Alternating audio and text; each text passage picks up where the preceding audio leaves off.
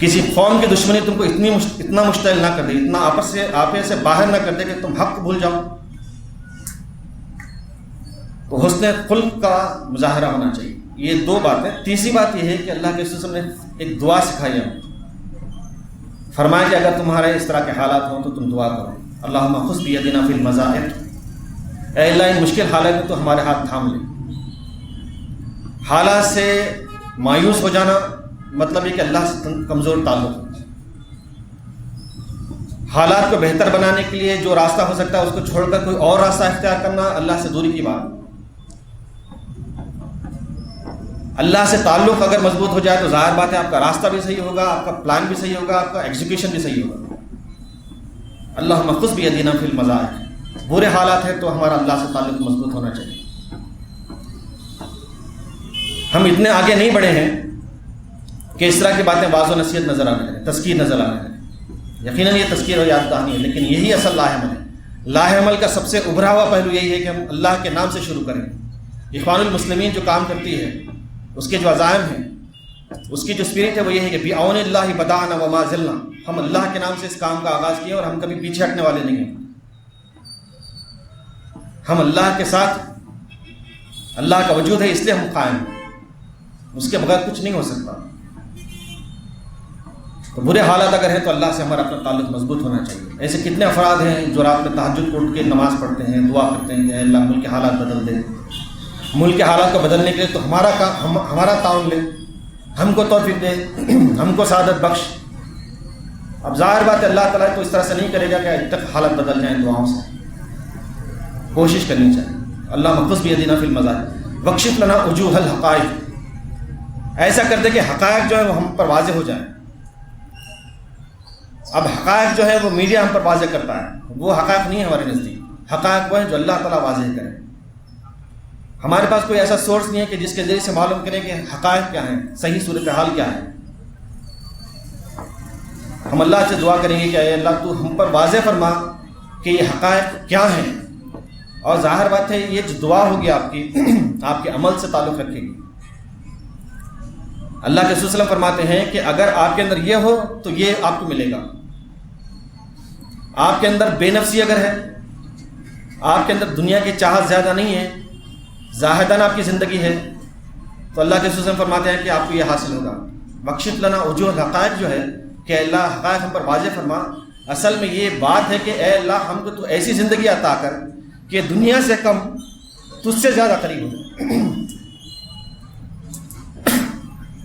یہی زاہدانہ زندگی ہے۔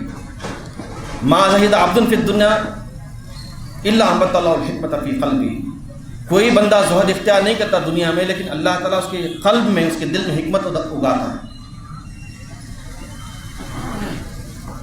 اور کہا کہ وہ دعاہا و دواہا، دنیا کے عیب بھی بتائے گا، اس کی دوا بھی بتائے گا اللہ، لیکن یہ وہ قلب ہوگا جو زاہد دنیا میں اگر مگن ہے، دنیا کی اگر ہم کو پڑی ہے اور دنیا ہی کے پیچھے چلتے ہیں دوسروں کی طرح سے، تو یہ کیفیت نہیں پیدا ہو سکتی۔ بخشش لنا وجوہ الحقائق جو ہے وہ ہم پر نہیں ہو سکتی۔ دنیا جیسی مانتی ہے ہم بھی اسی طرح سے مانیں گے، دنیا جس طرح سے تجزیہ کرتی ہے ہم بھی اسی طرح سے تجزیہ کریں گے۔ وفق لنا لما تحب و ترضا، اور ہم کو تو توفیق عنایت فرما کہ ہم ایسے کام انجام دیں جس سے تو خوش ہوتا ہے اور راضی ہوتا ہے۔ کتنا زبردست سیکوینس ہے دیکھیے اس آیت میں۔ پہلی بات تو یہ بتائیے کہ آپ اللہ سے اپنا تعلق مضبوط کریں، دوسری بات یہ بتائیے کہ آپ حالات کا صحیح تجزیہ کرنے کے قابل ہو جائیں، ایویلویٹ کریں اپنے آپ کو کہ کیا واقعی آپ کے اندر وہ خوبیاں پائی جاتی ہیں کہ آپ حالات کا صحیح معنوں میں تجزیہ کر سکیں۔ آپ اللہ سے دعا کریں کہ اللہ تعالیٰ آپ پر حالات واضح فرمائیں۔ پھر تیسری بات یہ بتائی گئی کہ حالات واضح ہو جائیں تو حالات کو بہتر بنانے کے لیے آپ کا جو لاہمل ہوگا اس کی اصل بنیاد یہ ہوگی کہ اللہ تعالیٰ خوش اور راضی ہو جائے۔ میری نہیں چلے گی، میرے اپنے علم کی نہیں چلے گی، میرے اپنے کسی اور مقصد کی نہیں چلے گی، بلکہ میں چاہوں گا کہ اس مقصد کے ذریعے سے، اس نصب العین کے ذریعے سے، اس پلان کے ذریعے سے اللہ تعالیٰ راضی اور خوش ہو جائے۔ ایک مختصر سے مطالعے سے اللہ کے رسول کی سیرت سے یہ سب باتیں ہمارے اپنے سامنے آتی ہیں۔ اگر آپ باضابطہ مطالعہ کریں اور ایک ایسا ماحول بن جائے یہاں پر کہ جاننے سمجھنے کا کہ آج کے حالات میں اللہ کے رسول کی سیرت کس طرح سے رہنمائی کرتی ہے، تو بہت ساری باتیں سامنے آ سکتی ہیں۔ اور یہی اصل محبت کی پہچان ہے کہ جتنا زیادہ ہم استفادہ کریں گے اللہ کے رسول صلی اللہ علیہ وسلم کی سیرت سے اتنی ہی زیادہ محبت پیدا ہوگی. استفادہ نہیں ہوگا تو محبت بھی نہیں. کسی بھی طالب علم سے آپ پوچھ لیجئے کہ وہ کس ٹیچر سے, کس استاد سے کتنی محبت کرتا ہے. محبت اگر وہ کرتا ہے تو اس لیے کرتا ہے کہ وہ ٹیچر اس کے لیے بینیفیشل ہے, اس ٹیچر سے, اس استاد سے وہ فائدہ اٹھاتا ہے. تو جتنا فائدہ اٹھاتا ہے اتنی ہی اس سے محبت کرتا ہے. تو اللہ کے رسول صلی اللہ علیہ وسلم سے محبت کرتے ہیں تو لہٰذا استفادہ بھی پڑھنا چاہیے. تو موجودہ حالات کے سلسلے میں یہ بات ہے کہ اللہ کے رسول صلی اللہ علیہ وسلم کی سیرت ہم کو اس طرح سے رہنمائی کرتی ہے. اب آخری بات جو عرض کرنی ہے وہ یہ ہے کہ ہندوستان میں اللہ کے رسول صلی اللہ علیہ وسلم کی سیرت کو کس طرح سے پیش کیا جائے, کیا طریقہ کار ہو. یہ بھی ہماری اپنی اصلاح کا, ہماری اپنی بہتری کا ایک بہت اچھا ذریعہ ہو سکتا ہے کہ ہم اللہ کے رسول صلی اللہ علیہ وسلم کی سیرت کو اس انداز سے پیش کریں جس انداز سے یہاں کے اہل وطن سمجھ جائیں, ان کے دل پگھل جائیں. ہم جانتے ہیں کہ یہاں پر شخصیت پرستی پائی جاتی ہے اس ملک میں, اور تھوڑے سے کنٹریبیوشن پر اس کو بہت بڑا درجہ دیا جاتا ہے. یہاں کی ایک فطرت ہے اور اس کو غلط بھی نہیں سمجھایا جاتا. ایسے میں ہم اللہ کے رسول کی سیرت کیسے پیش کریں, اس پر بھی ہمارے درمیان غور و خوض ہونا چاہیے, مردوں میں بھی اور خواتین میں بھی. اس کا ایک پہلو یہ ہو سکتا ہے کہ ہم اللہ کے رسول کی شخصیت کی افادی پہلوؤں کو واضح کریں. دعوت کی پالیسی میں غالباً یہ بات ابھی بھی موجود ہے, آپ پڑھ کے دیکھ سکتے ہیں. ہم یہ چاہتے ہیں کہ اہل وطن جان جائیں کہ اللہ کے رسول وسلم کے انسانیت پر کیا احسانات ہیں. تو مطلب یہ ہے کہ ہم اللہ کے رسول کی سیرت کا افادی پہلو دنیا پر واضح کرنا چاہتے ہیں, ہمارے ملک پر واضح کرنا چاہتے ہیں. وہ افادی پہلو کیا ہے؟ افادی پہلو یہ ہے کہ جو خرابیاں پائی جاتی ہیں معاشرے میں, ان خرابیوں کے حل کے طور پر ہم اللہ کے رسول کی سیرت کو پیش کریں. ایک بلنڈر ہے ہمارے درمیان میاں بیوی کے تعلقات کے سلسلے میں. آئے دن جوکس آتے رہتے ہیں, اور یہاں کے جو باشندگان ہیں یہی بات مانتے ہیں کہ یہ جو ہے بس ہے بوجھ, اس کے لیے کئی طرح کے جوکس گھڑ دیے جاتے ہیں. اور ہم بھی بات مانتے ہیں کہ ہمارے درمیان بھی یہ چیزیں گردش کرتے رہتی ہیں. لیکن اللہ تعالیٰ نے کہا کہ یہ کوئی مذاق کی بات نہیں ہے. ایک مرد اور ایک عورت کا ملنا یہ اللہ کی نشانیوں میں سے ہے. ایک بیوی کے ذریعے سے شوہر کے خواب پورے ہو سکتے ہیں, اور ایک شوہر کے ذریعے سے بیوی کے خواب پورے ہو سکتے ہیں. ایک بیوی کے ذریعے سے شوہر کی تمنائیں پوری ہو سکتی ہیں, وہ زمانے میں کچھ کر دکھا سکتا ہے. اور ایک شوہر کے ذریعے سے بیوی کی تمنائیں پوری ہو سکتی ہیں, وہ اپنے آپ کو بہت بڑی سمجھ سکتی ہے. گہنے, زیور اور وضاحت لباس اس کے لیے امپورٹنٹ نہیں ہے, شوہر کی محبت اس کے لیے امپورٹنٹ ہے. ایک ایسا معاشرہ جہاں پر یہ بالکل ہی ایک مذاق کا موضوع بن گیا ہو, ہم بتائیں کہ میاں بیوی کا جو تصور ہے وہ کیا ہے, اللہ کے رسول کی سیرت کیا رہنمائی کرتی ہے. ہمارے اپنے جو تعلقات ہیں اس کی بنیاد پر اس پہ گفتگو ہونی چاہیے کہ میاں بیوی کے تعلقات کے سلسلے میں کیا اسوہ ہماری رہنمائی دیتا ہے, اور ہم بھی اپنا جائزہ لے کے دیکھیں کہ ہم کس طرح سے اپنے گھروں میں. اللہ کے رسول فرماتے ہیں کہ اچھی شخصیت کی جو پہچان ہے وہ یہ ہے کہ وہ گھر میں کس طرح سے ہے, اپنی بیوی کے ساتھ, اپنے بچوں کے ساتھ, اپنے والدین کے ساتھ. کریڈیبلٹی ایک فرد کی جو جانی مانی جائے گی, پہچانی جائے گی, جس کو اتھینٹیکیٹ کیا جائے گا, وہ یہ ہوگا کہ وہ گھر میں کس طرح سے رہے گا. خیرکم لأہلی, تو میں سب سے اچھے وہ ہیں جو اپنے گھر والوں کے اچھے ہوں. پھر حضرت عائشہ رضی اللہ تعالیٰ عنہ سے, حضرت ام رضی اللہ تعالیٰ عنہ سے آپ علیہ السلام کا جو تعلق تھا, حضرت خدیجہ رضی اللہ تعالیٰ عنہ سے, اس کو پھر سے آپ روایت کریں, دیکھیں کہ ایک بیوی کا رول شوہر کی زندگی میں کیا ہوتا ہے. اس طرح کی بیویاں بنانے پر اگر توجہ دی جائے تو دعوت کا بہت بڑا کام ہو سکتا ہے. اور صحیح مانیے کہ آج کا معاشرہ ایسا نہیں ہے, ایک بوجھ سمجھتا ہے بیوی کو شوہر, اور شوہر کو بیوی بوجھ سمجھتی ہے, مختلف اس کے عادات کی وجہ سے, اس کے حرکات کی وجہ سے. آپ نے نشہ مکت مہم چلائی تو محسوس کیا ہوگا کہ کیا معاشرہ کس طرح کا ہے اور کیا یہاں پر خرابیاں پائی جاتی ہیں. میاں بیوی کے درمیان کے تعلقات کی سطح پر پہنچ چکے ہیں. تو یہ ایک افادی پہلو ہو سکتا ہے. دوسرا یہ کہ خاندانی نظام. ابھی آج دوپہر میں خطبہ جمعہ کے بعد کچھ بزرگ حضرات سے ملاقات ہوئی مسجد میں, تو وہ بتا رہے تھے کہ دیکھیے آج کل طلاق کے جو کیسز ہیں بہت زیادہ ہو رہے ہیں, اس کے لیے کیا کرنا چاہیے.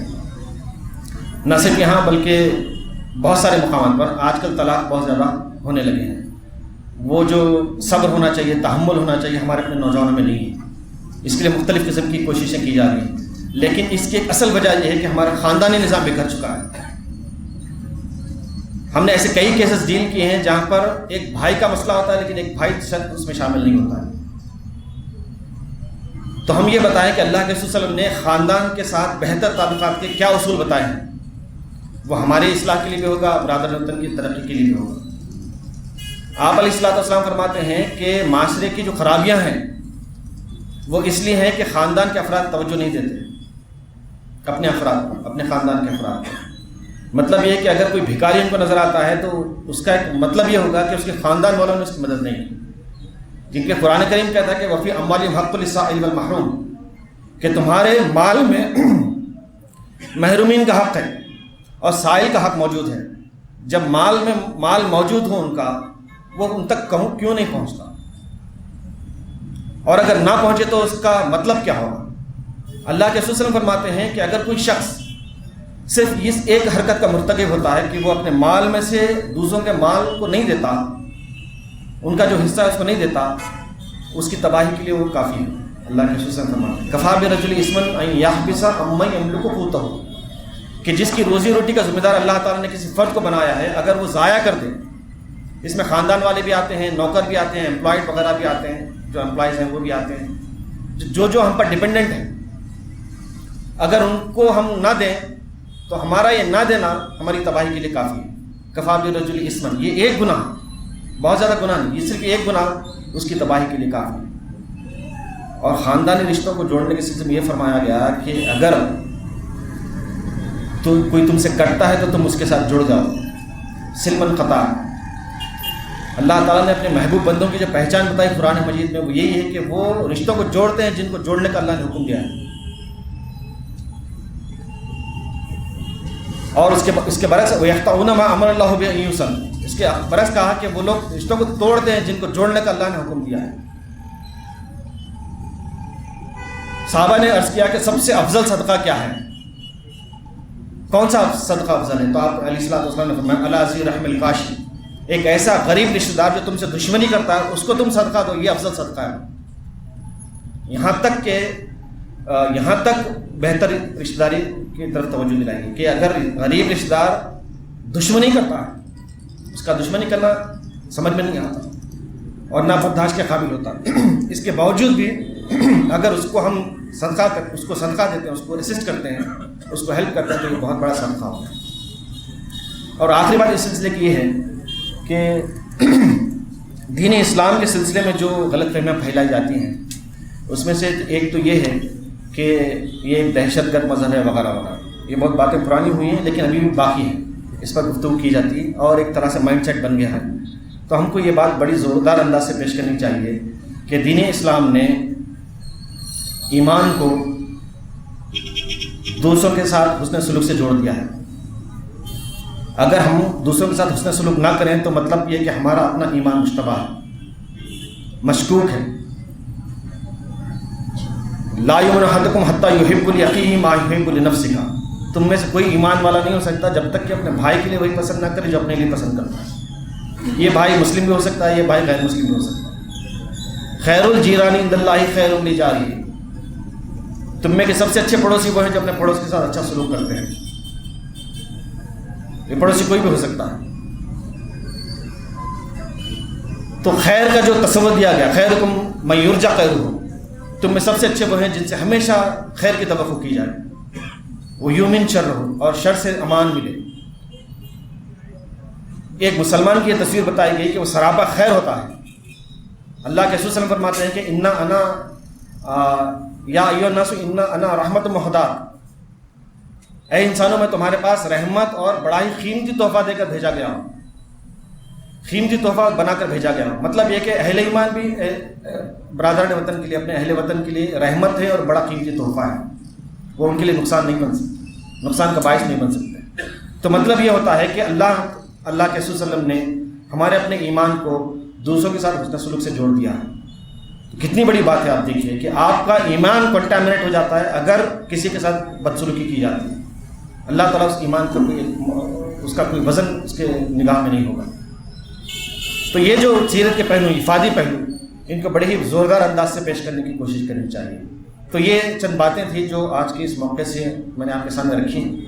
اکثر میں اس پہلو سے غور کرتا رہتا ہوں کہ سیرت رسول صلی اللہ علیہ وسلم پر ہم جو گفتگو کرتے ہیں، ہم جو تبادلہ خیال کرتے ہیں، ان سے کس حد تک فائدہ ہو رہا ہے، کس حد تک ہماری زندگی میں اس کے ریفلیکشنس آ رہے ہیں۔ تو معلوم ہوتا ہے کہ بہت پیچھے ہم نظر آتے ہیں، لیکن بیٹھنے کا انداز ہے اور گفتگو کا انداز ہے اور مختلف قسم کے معاملات ہیں، ان کے سلسلے میں کیا ہے ہم اچھی طرح سے جانتے ہیں۔ تو ہم یہ سمجھتے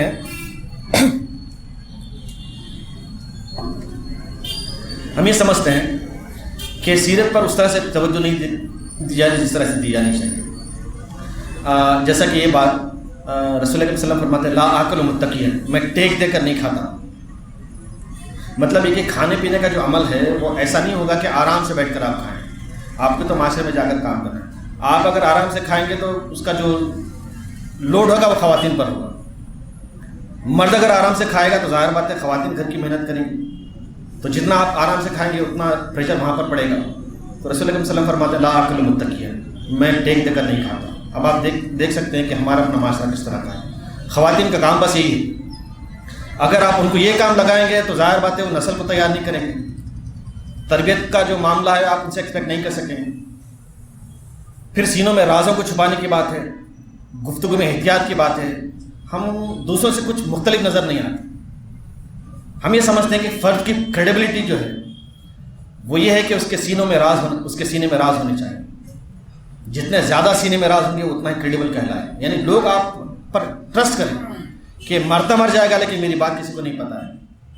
اللہ کے رسول صلی اللہ علیہ وسلم ایسی شخصیت کی تعمیر کی ہم کو نصیحت فرمائی ہے اور اس سلسلے میں بہت سے احکامات دیے ہیں، ہم کو اس طرف توجہ کرنی چاہیے۔ اللہ تعالیٰ ہم سب کو ان پہلوؤں پر غور کرنے اور ان کے مطابق عمل کرنے کی توفیق عنایت فرمائے۔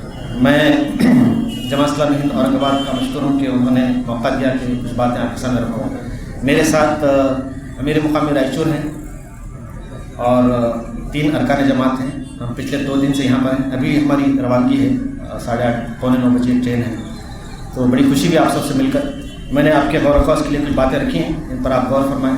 اللہ کرے کہ سیرت رسول صلی اللہ علیہ وسلم کی روشنی میں ہماری زندگی میں تبدیلی آئے۔ آمین یا رب العالمین۔ وآخر دعوانا الحمدللہ رب العالمین۔ السلام علیکم۔